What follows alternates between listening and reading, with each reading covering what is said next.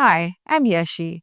Welcome to podcast Women in Business. To give a little background about myself, I run a franchisee of Bodycraft Salon and Spa in Bangalore, India. So before coming into this business, I used to work in software industry. I took a long break to take care of my children, and after the break I did not want to go back to software industry. I always wanted to start something on my own, and that's when I came about starting this franchisee of Bodycraft Salon and Spa.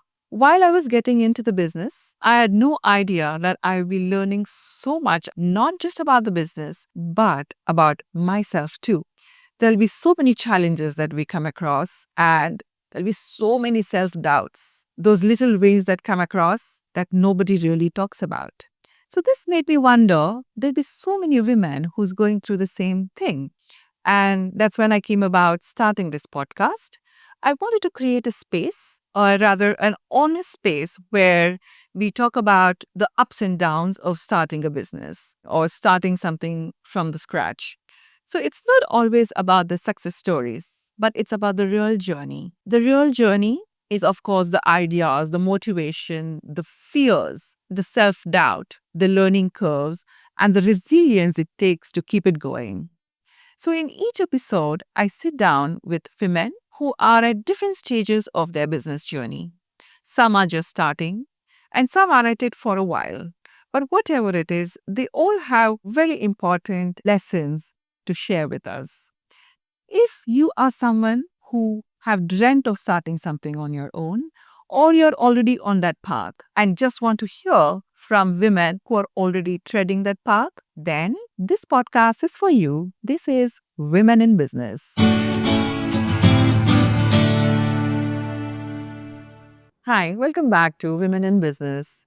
Today, we have Richa Tiwari, founder of Travel Like Her, which I'm very excited to hear from her because she has touched upon something that really entices or attracts all of us. She is doing something on traveling. She's building a travel community for women.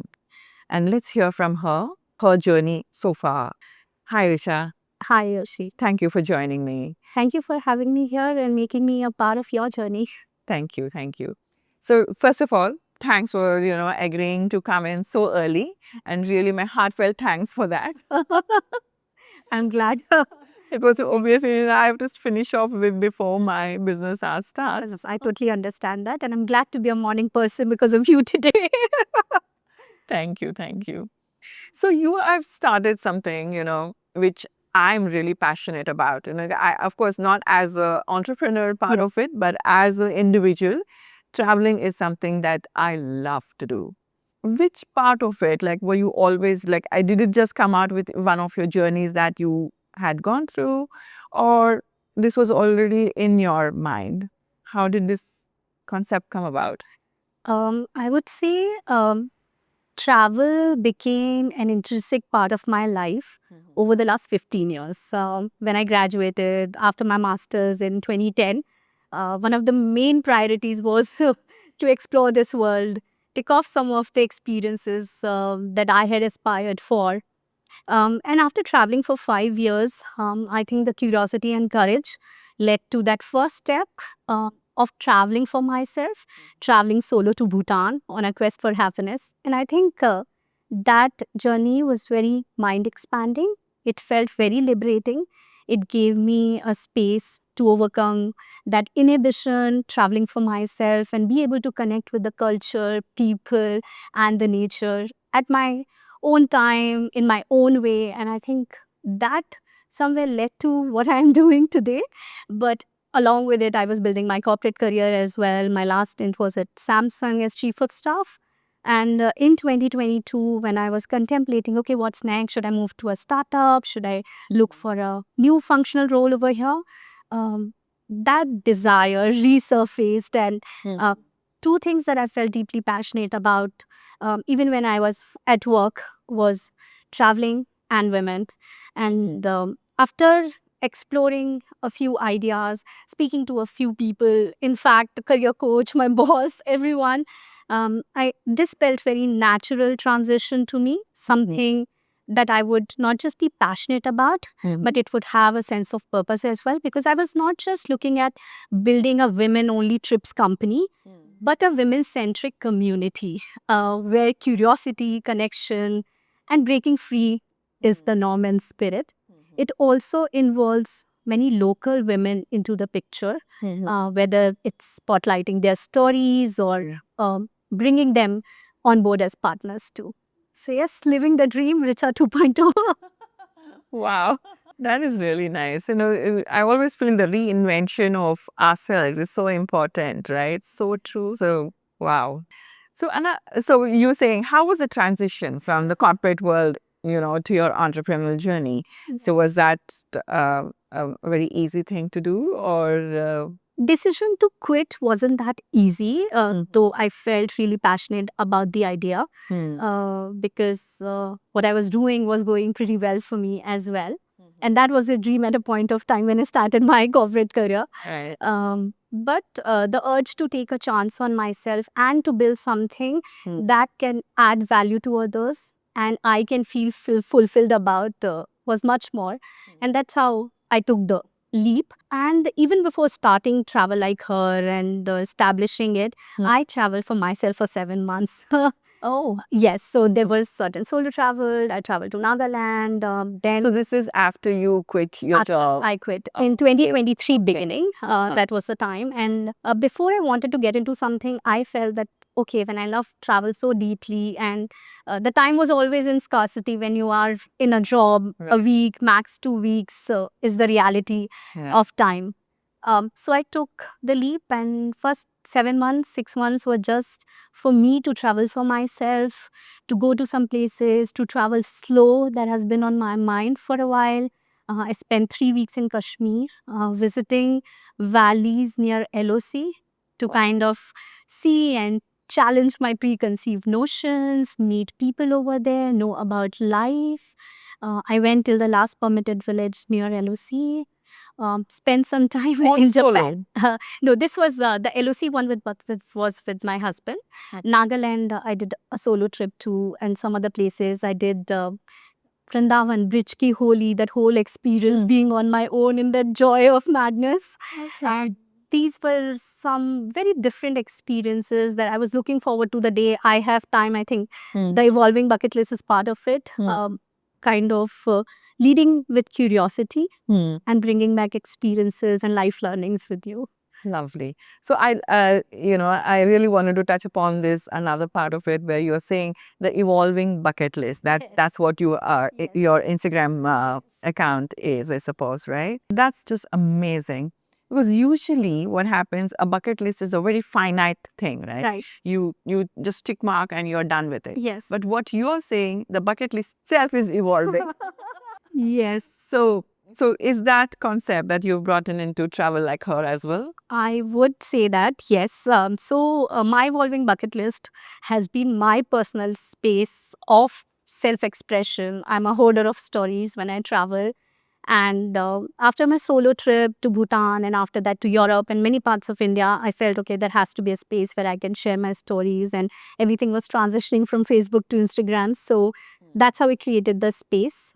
And today we have a separate space for Travel Like Her. However, with my evolving bucket list, I think at a point of time, 40 countries by 40, and some of the things were on my mind. But as I would say that as I kept traveling, I kept evolving as a traveler as well as a human being. What I look forward to in travel and what I look forward to in travel today has transformed a lot. Today, it's not just about, okay, ticking off a country.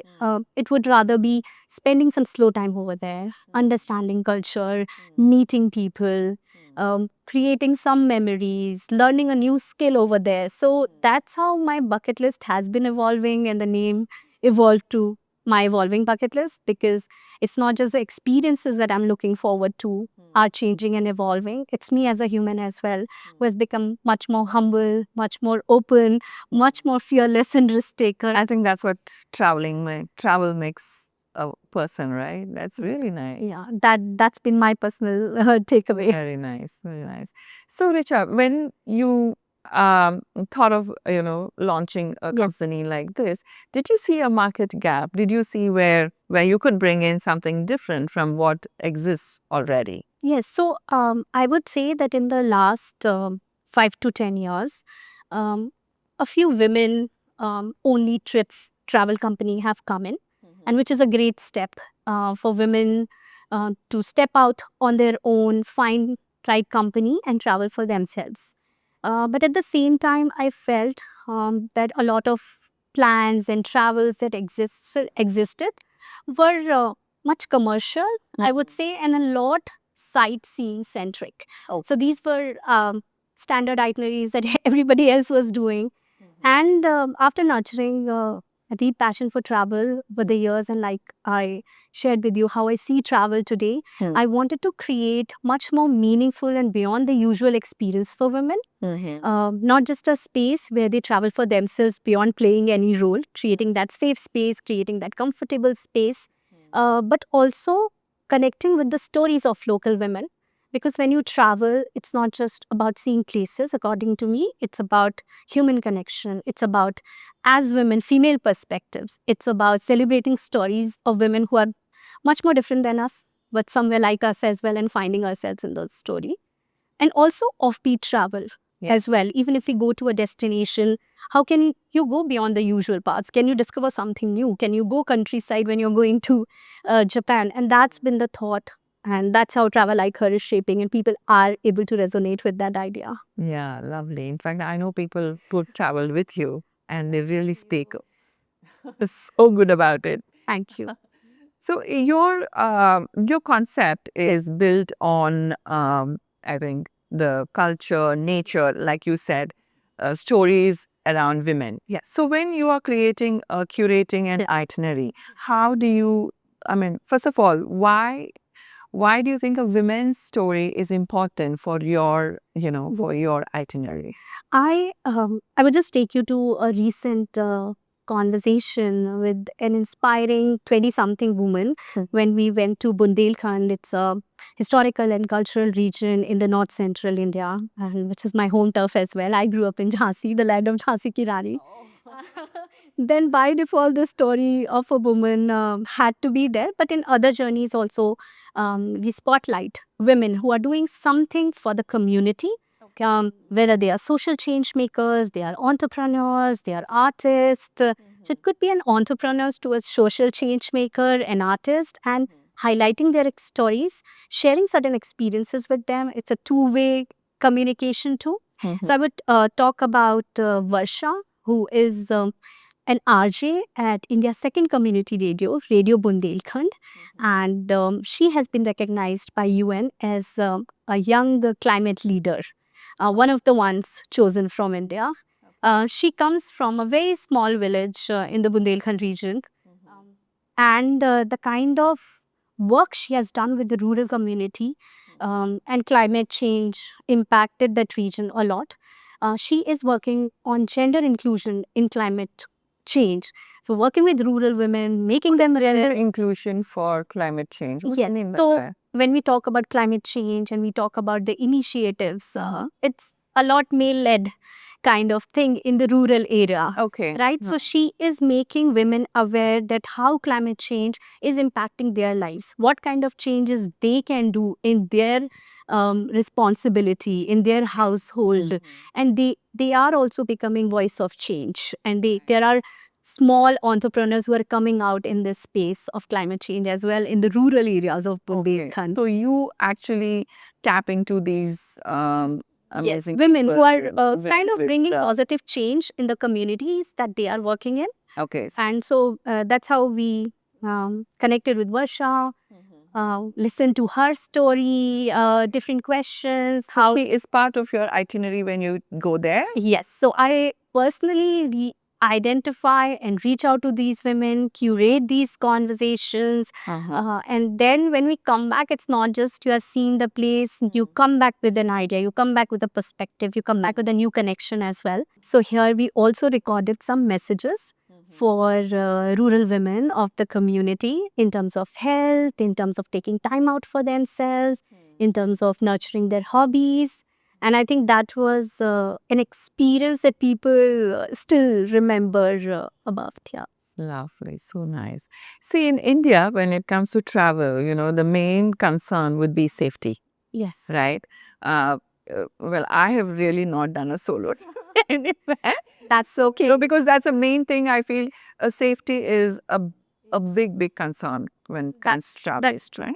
So, how do you handle this? Like, what is your protocols or what is your must Sure.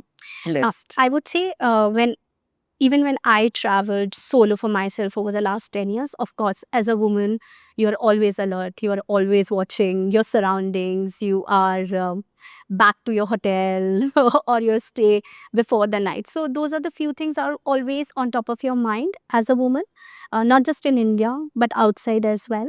But when you travel as a community, you travel as a small group, I think there is strength in numbers.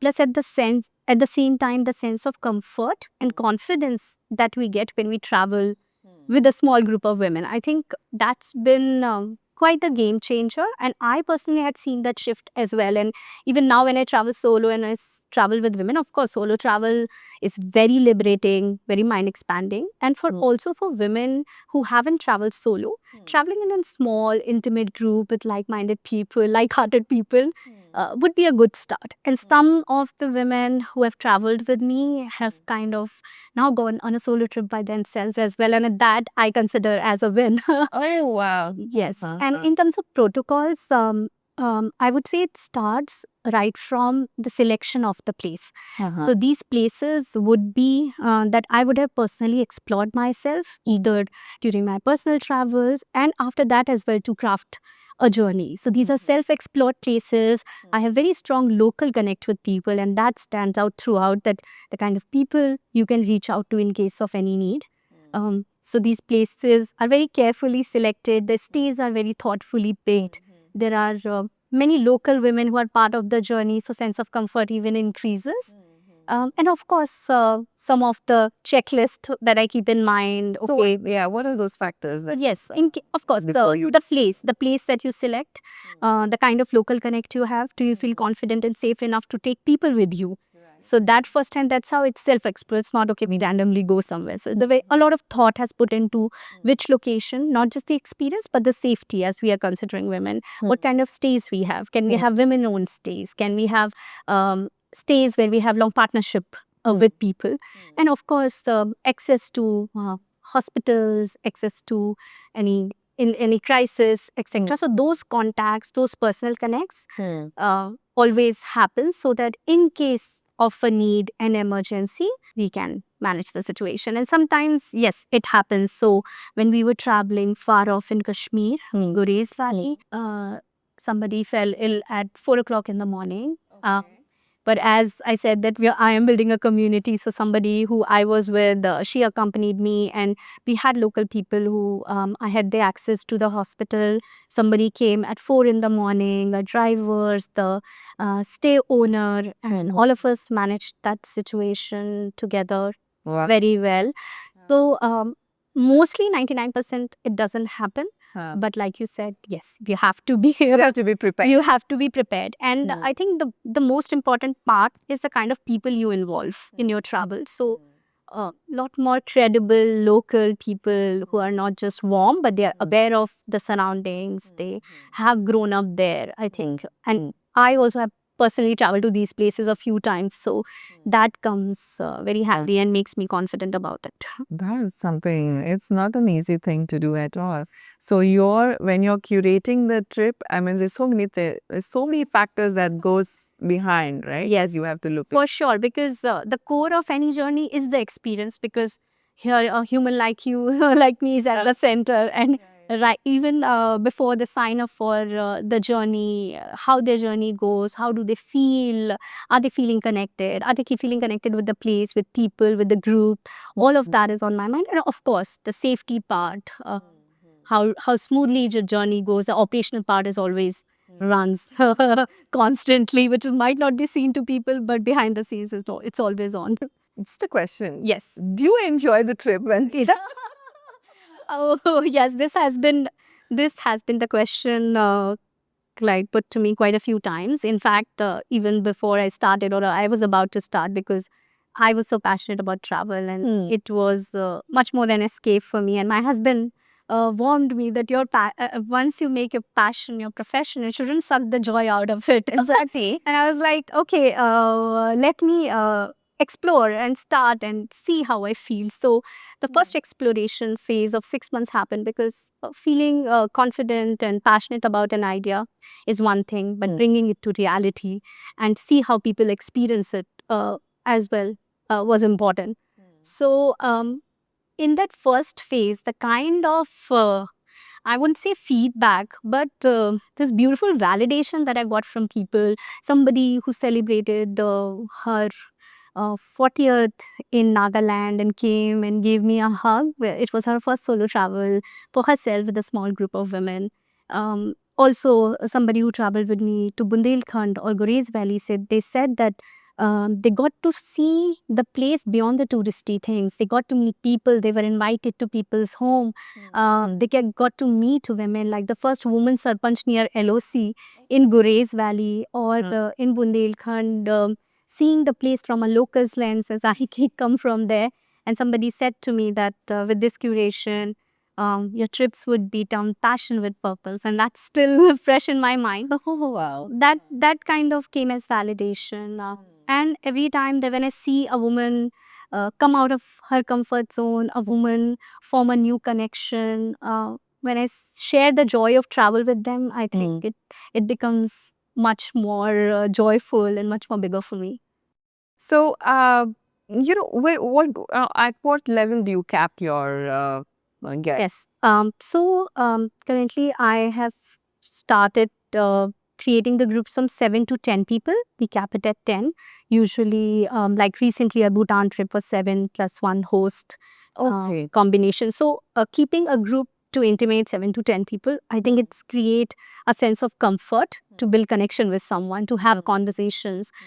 Plus, at the same time, I as a host or as a founder or somebody from my community as a host can be more involved with each person, can understand their experience. Okay, yeah, when you cap it as- at this and level. as well as at the same time, like I earlier said, that creating some solo me time within this group time also can happen when you have small intimate groups and everybody can take their own time, their pause, do something. Like somebody who was an artist engaged in painting, somebody who likes to hike went on a morning hike that morning, or somebody just sat by the river and read a book. So I think creating that me moment is also a highlight because of this small intimate groups that we have. Okay, so it's from 7 to 10 It's 7. is what you... Yes. So another very, maybe a silly question. That's all. No silly. No questions are silly. So, when you're saying 7, Yes. let's say 3 or 4 friends join in, Yes. right? And then there's always a smaller group created. And what about, do the others feel left out? So yes, like you said, when a group of people, I wouldn't say just women, come together, they have different personalities, they have different likings. But from the beginning itself, because we shared about our journeys, what kind of elements this journey would have, what kind of community we are building, most of the times it's been like-minded women who have joined us on the journey. There were times when people joined as in the group of two friends from a different location who wanted to join us. However, the opportunities and experiences are created in such a way that, of course, they got to get to bond with each other because that was their intent as well. Plus, at the same time, they chose to join the group because they want to connect with more people and had the me time too. So there are different experiences where maybe if you're on a safari or if you're on a hiking, you may be paired up with someone else, or you might even get to know other people. So that's how it happens, and a lot of times it's very organic. I just create that kind of environment, those kind of conversations, those kind of conversation starters, and how people get to know each other beyond the traveler. who they are as people, what are their likings, what are their motivations, a little bit about their life story. And I think once women open up, the bonds are very organic. True, that I totally agree. So basically, it all depends, it's a big onus on you, like how you keep them engaged. It's about the experiences that are curated as part of the journey. How do they experience it? Like somebody would enjoy a culture or an art session bit more, whereas somebody would enjoy a hiking session more. However, we encourage everyone to try different things. And there is someone who would say, oh no, let's try this. This is very engaging. While I, as a host or a fellow traveler or somebody else from my community may create that environment, it's also, of course, about the people. How do they take it up and how do they make the most of that True. situation? True, true. Do you also collaborate with any other brands, or it's always on your own? So at this moment, no other travel company that I have partnered with, because after all this travel experience and now 12, 13 trips down, I feel very confident and sufficient to curate my own journeys. And because they are different from the standard itineraries, I have not partnered with another travel company, a bigger travel company so far, because I want to retain the soul of Travel Like Her. But yes, there are different organizations and partnership opportunities that have come my way. And we are in discussion with some, looking at the right partnership where the thought process matches, the soul matches, and we are looking at some of the partnerships with some women as well in certain businesses, as well as some of the organizations who have reached out because they found that Travel Like Her is driven by authenticity and passion, and we are in those conversations. Lovely. So travel is aspirational and fun for sure, but at the same time, it's expensive. So how do you manage your margins and profitability? So like I said, though I'm building a community, it is a business and a company as well. However, as we are in the second year of business, currently the focus is on creating robust experiences, creating memorable experiences, building brand identity. So the current status, I would say, would be more on the investment side than looking at the profitability. That though I'm conscious of it for sure. But at this moment, the intent is to build an identity for the brand, to create real experiences for people. And recently we had a community event, which was a milestone celebration of 100 plus women and a huge community mix of around 50 women turned out from our travels, previous travels. So, of course, profitability is on mind, scaling is on my mind, and those are for the goals that we are working on. Okay. So between departures, how do you keep your community engaged? Because any business, Yes. the most important element is the repetition, the repeat customers. Yes. So how do you manage that? I would say that starts from the journey or even before the journey itself. How do you have conversations with people? How do you understand them? What kind of travel they like? What kind of new steps they are willing to take? And I think the connection that you build before, during the journey, and after the journey, like you said, matters a lot. Today, within a year, 10% women have repeated their journeys with Travel Like Her. Somebody from Bhutan has traveled to Bundelkhand, somebody from Grace has traveled to Bundelkhand, somebody from Japan has come to Bhutan.